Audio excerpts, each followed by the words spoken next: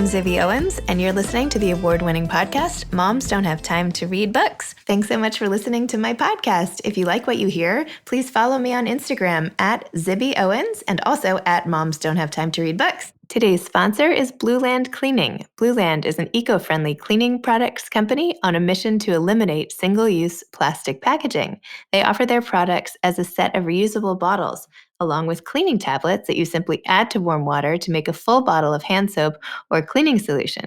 Also founded by a mom with a 3-year-old son. My kids loved making all these products with me, and now we have these amazing glass bottles in all different color hues that make cleaning a little bit more fun, especially during quarantine. Adrienne Bankert is the author of Your Hidden Superpower, the kindness that makes you unbeatable at work and connects you with anyone. She is also an Emmy Award-winning journalist and currently serves as a New York-based national correspondent for ABC News. Following a successful 2-year run as the pop news anchor on the weekend edition of Good Morning America, Adrienne has expanded her role and covers some of the biggest stories in entertainment on ABC News, including reporting breaking news of the day.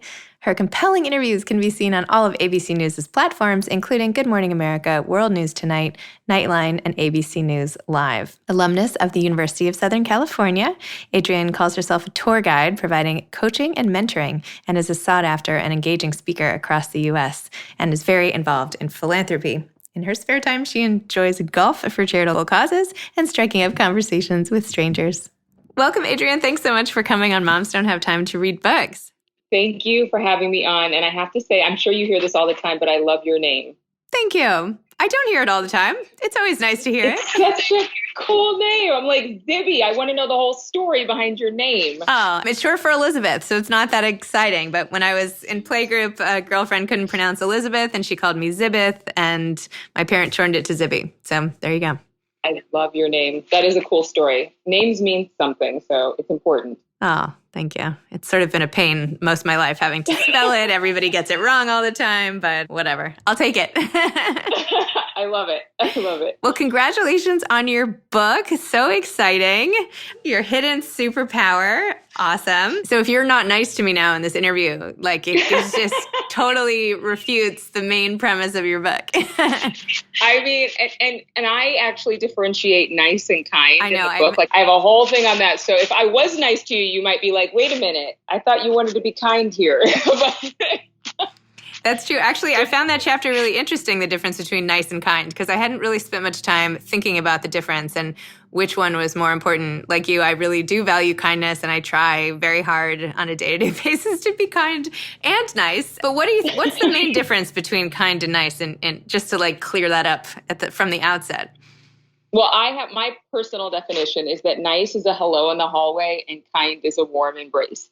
So even if you don't physically hug somebody, you are embracing that person's presence. You're conscious of where they might be. You know, I like to read faces. I like to examine where people are. I don't just want to make eye contact. I want to be fully aware of people so that, you know, say somebody's walking down the hallway and they look like they're having a down moment, that I am conscious enough that I would say something to try to lift their spirits rather than just treat everybody with this default politeness, I call it. Because if you look up the word nice, it means polite. And I think that it's good to be nice. I just think we need to graduate from niceties to kindness in order to have more fulfillment in our relationships in our life.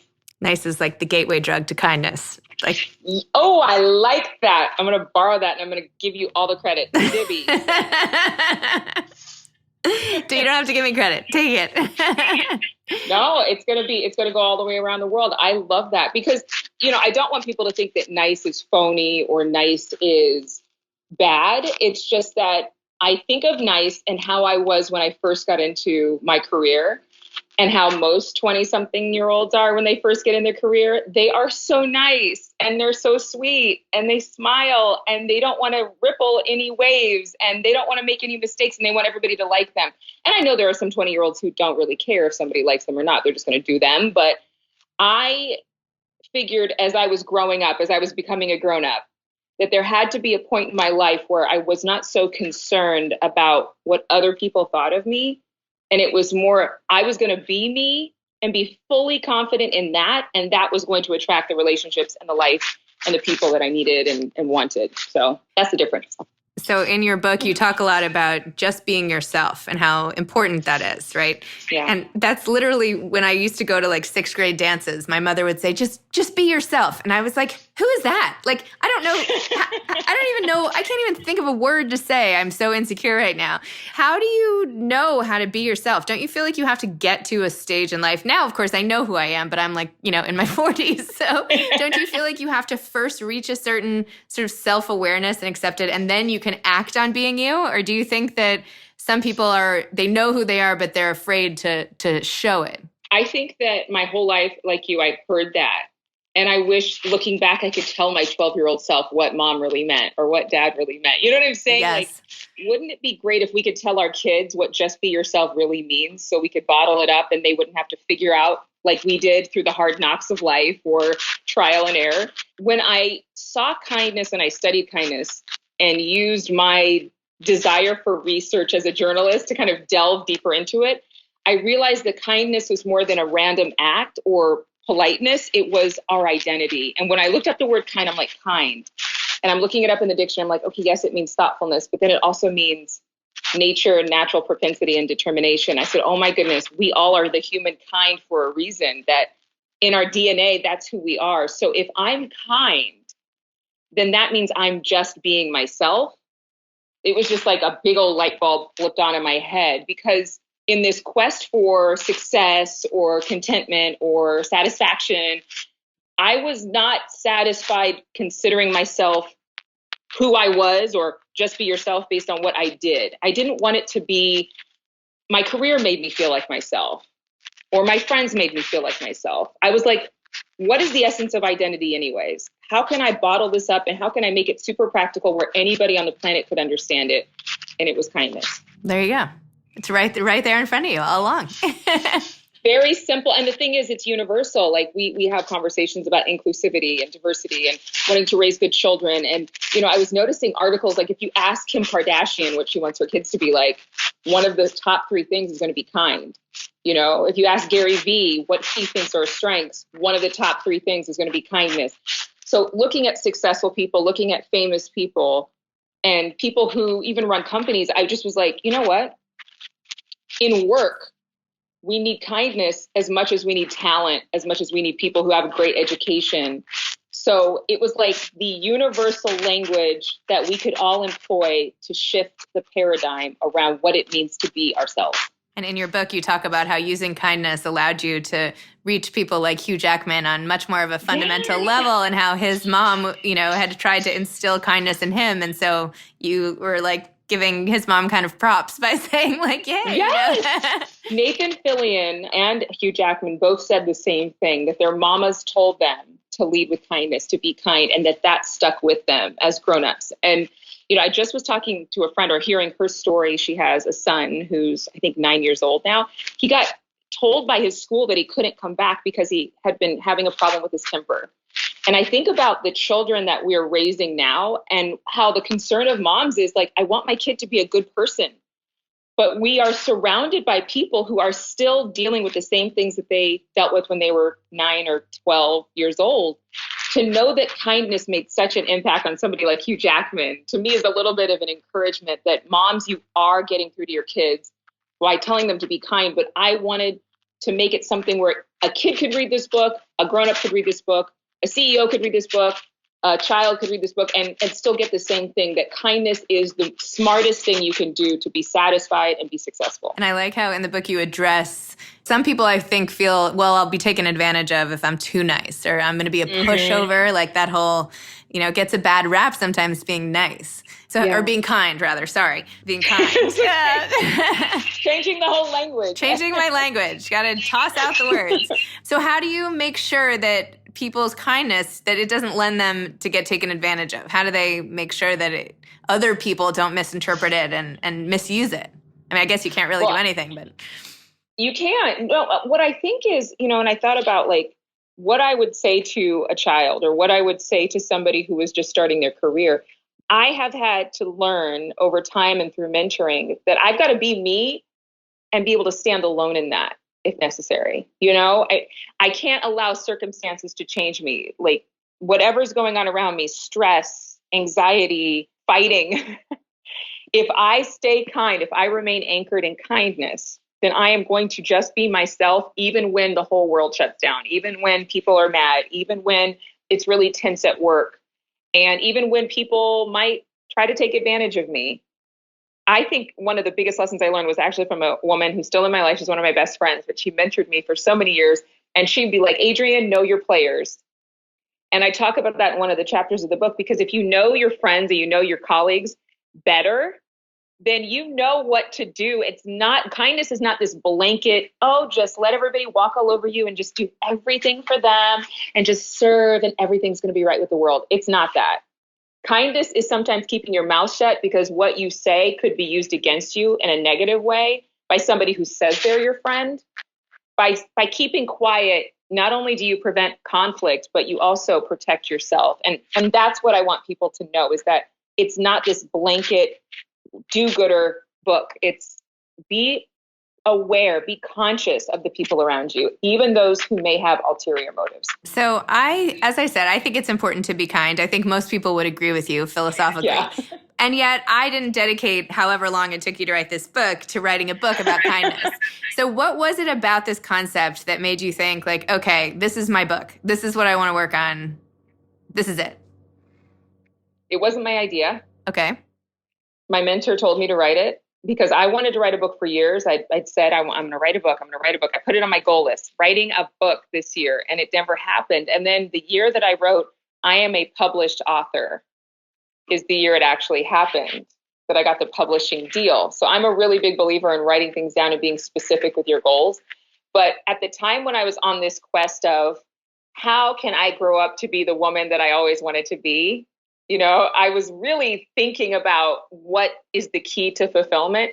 My mentor had called me and said, I know what you should write a book on. You should write a book on kindness. And I listened to him. And because I listened to him, when I would not have written a book on kindness, that's why we have the book. It ended up helping me get to the answers about fulfillment and identity and authenticity and connection, which I'm hugely, hugely invested in. But he's the one that told me I should write a book on kindness, because he knew that I had been so intentional in the workplace specifically about being kind. All right. So maybe you could just hook me up with him and he could tell me what to write a book about. I will do it. We can holler at Bill. Bill, Zibby wants to know. He'll tell you. I'm serious. I bet that happened. Is he the one who wrote the foreword to the book? Yes. Okay. Yeah. And he could tell you. He's in Sacramento. Actually, right now he's in Texas, but I will connect you. So how long did it take for you to write the book? What was the process like after all this, intentional, saying you were going to do it, sitting down to do it? What was it like? Better, worse, the same? Easy. It was actually the easiest thing in the world to write the book. It took about 8 months. I wrote different chapters down. Like, my process was to write the names of the chapters that I wanted in the book. Those changed, but overall they were like the same skeleton. And then in my travels, like, I'd be in Tokyo and I'd be writing about what was happening with me. And it ended up lending itself to what was in the book. I was in Prague and I was writing. I was on planes between the United States and I don't know where I was going. Was it Hong Kong? But I would just write down different things and they would spark the chapters and kind of develop from there. So a lot of writing on planes. Yeah, I think that's the best place to write. It's the best place to do anything. Like, nobody bothers you. It's like the only protected space in the world is up in the air. Well, you're above the fray, I like to say. Like, you're above the things that kind of keep us too busy to sit down and write, but it's very therapeutic. And once you get it out, like, once you realize what's inside of you, it's like, oh yeah, this is exactly what's going on. And you just like put it on paper. The hardest process for me was like the editing process and what else needs to go in and what else needs to take out. That was challenging. That took forever. And is there an example of a time where you felt like the kindness worked against you at work ever? And like, what did you do about that? I don't think that there was a time that kindness works against me. I'm trying to think.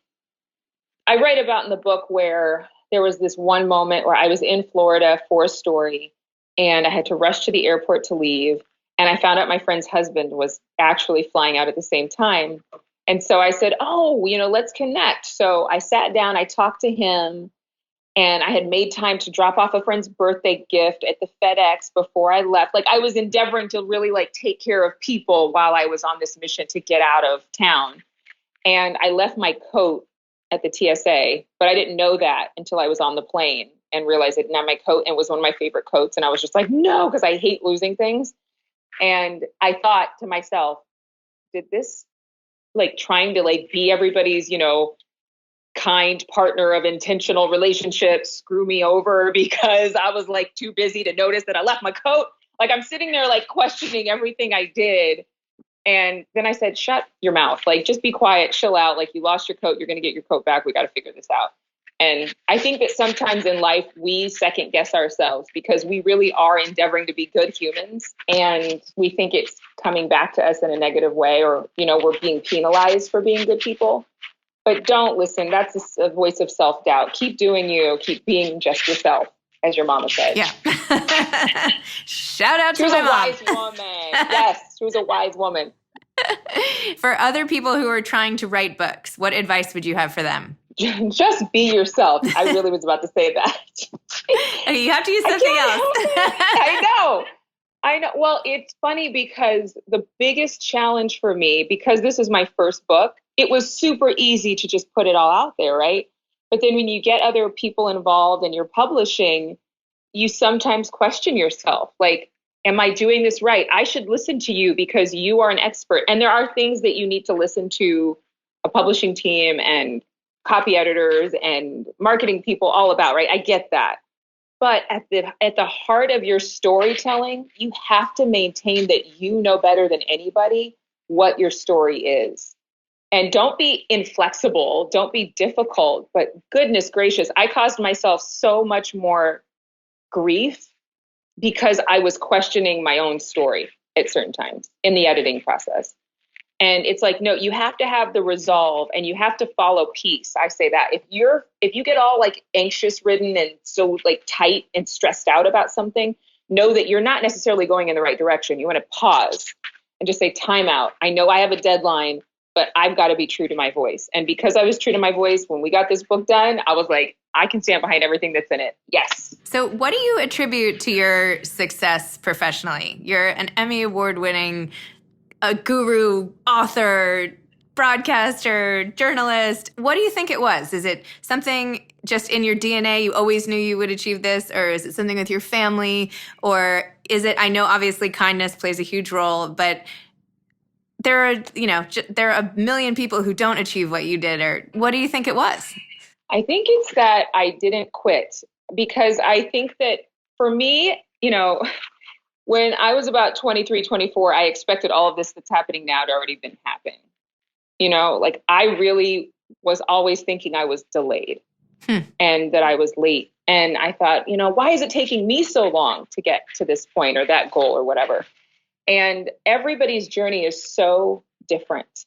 And you have to embrace the fact that life is not fair. I'm glad that I learned at a young age that disappointment causes more people to quit than anything, that life didn't turn out the way they thought it was going to be at 25, at 30, at 35, at 40, 50.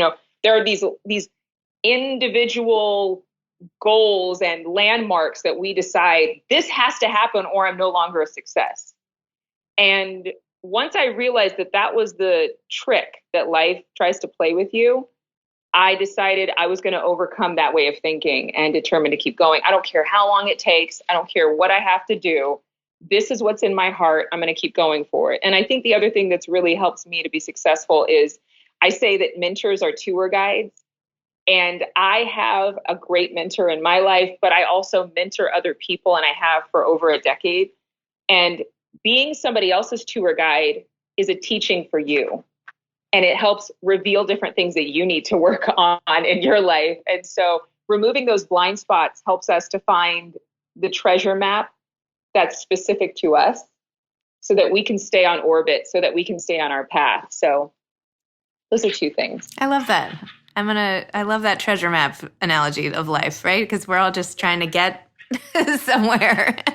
We're all looking for our pot of gold, whatever that means. It may not actually be gold. It may be something else, but yeah, we're all looking for it. One of the biggest lessons I've learned is that for me personally, when you hide who you are, when you hide your gifts, you're doing a disservice to everybody else. And I think sometimes we try to be either too nice or we try to fit into this mold or we try to do the right thing. And when we're just ourselves and stop hiding behind what we think should be, we are a lot more satisfied and fulfilled. And it doesn't matter what you do in life, any industry, like for the love of God, everybody stop hiding. Like that would be the mantra for this year. Stop hiding, get out there, show people what you're working with, you know? And yet we're all at home, you know, forced into this like, you know, hibernation of sorts. Creativity. We're forced into creativity. We're forced into innovation. I was feeling that same way myself. Like, God, what am I going to do? Because I'm such a social butterfly, and I'm sure you are as well. Yes. And it's like, I've decided that if I could do anything, kindness can't be beat by anything. So what would I do that was kind, that would get me out of my own head? And that's when the innovation came back. Like, that's why they call it a breath of fresh air, because it clears the air and gives you clarity. It's like, oh, I just got a fresh idea because I'm thinking of other people instead of my own isolation or whatever. So what were your ideas? What did you do? How did you get through it so far? Oh, we're gonna keep it going. Okay. No, I have to know now. Like, what was your what? And then I'll let you go. I promise. But no, it's all good. I'm happy to keep chatting. So like, for example, I'm from a big family. I'm from 7 kids. So being isolated, where you can't go out, you can't see people, was just like more devastating than I realized it would be. Like at my heart, it was like I felt it here. Like, this is terrible, you know? And so I thought, okay, Adrienne, read your own book. And I literally read my own book to get to this answer. I said, okay, who do you want to help right now? Who does your heart break for? Who do you care about? I care about people who are living by themselves, who don't know what to do, who feel disconnected. Okay, so what would you tell them? What would you say to them? Because like, I had to take myself out of the equation. Kindness is about giving other people their answer, answering their ask, I call it. So I was like, okay, so their ask is, how do I get out of this? I said, okay, well, then you have to create the light at the end of the tunnel for yourself. Like when there is no light at the tunnel or at the end of the tunnel, then create your own light. So I said, I would tell them to write a letter to themselves. And so I said, Adrienne, you need to write a letter to yourself. And so I wrote a letter and I recorded that. And I actually told Good Morning America, like, can we do this and tell people to write their letter? And as you know, because you love authors and books so much, writing is just one of the most powerful things you can do. And so I really felt like it was important to share our stories surrounding this. So that was my first idea, was write your future self a letter to tell yourself how strong you are, because you were strong enough to make it through. And then after that, I said, well, what else can you do? You know, well, I miss people's faces.